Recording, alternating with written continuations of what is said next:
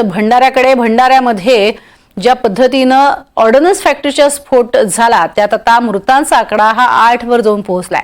दरम्यान प्रशासनावरती मनुष्यवधाचा गुन्हा दाखल करण्यासाठी ठिय्या आंदोलन करण्यात आलेलं आहे। 3 तास कामगारांनी कारखान्याच्या प्रवेशद्वारावरती हे ठिय्या आंदोलन केलं। तर जवाहरनगर पोलीस ठाण्याला सुद्धा घेराव घातला। स्फोटात एका 20 वर्षीय अप्रेंटिस धारक तरुणीचा मृत्यू झालाय। त्यामुळे अप्रेंटिस धारकांना कामगार आक्रमक झाल्याचं सुद्धा पाहायला मिळालंय। अधिक माहिती घेऊयात, प्रवीण मुधोळकर आपले प्रतिनिधी सध्या सोबत आहेत। प्रवीण, 8 जणांना तर प्राण गमवावे लागलेले आहेत, मात्र आता कामगार प्रचंड आक्रमक होताना दिसत आहेत।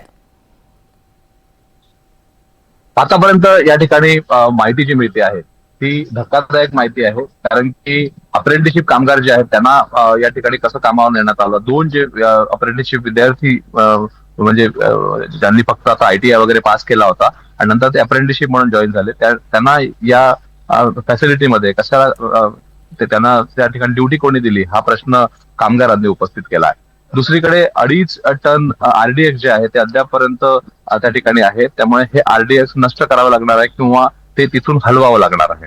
त्यामुळे एकीकडे दुहेरी या ठिकाणी आव्हानं आहेत ऑर्डनन्स फॅक्टरी समोर।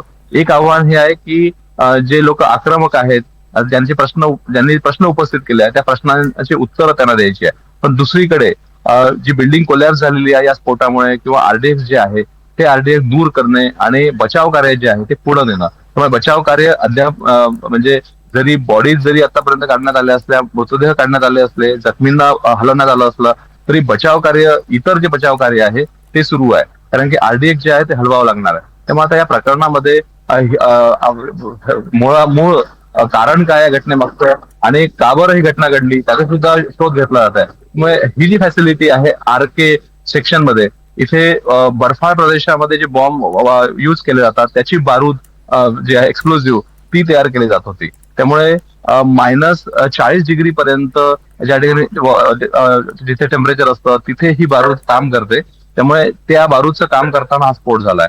त्यामुळे आता या दुहेरी आव्हानांमध्ये ऑर्डनन्स फॅक्टरी आहे, एकीकडे बचाव कार्य सुरू ठेवायचं आहे तर दुसरीकडे ज्या पद्धतीनं आरोप प्रत्यारोप होते त्याची सुद्धा उत्तर द्यायची आहे। नक्कीच हे आरोप प्रत्यारोप आणि येत्या काळामध्ये वाढत जाणार हे मात्र निश्चित आहे।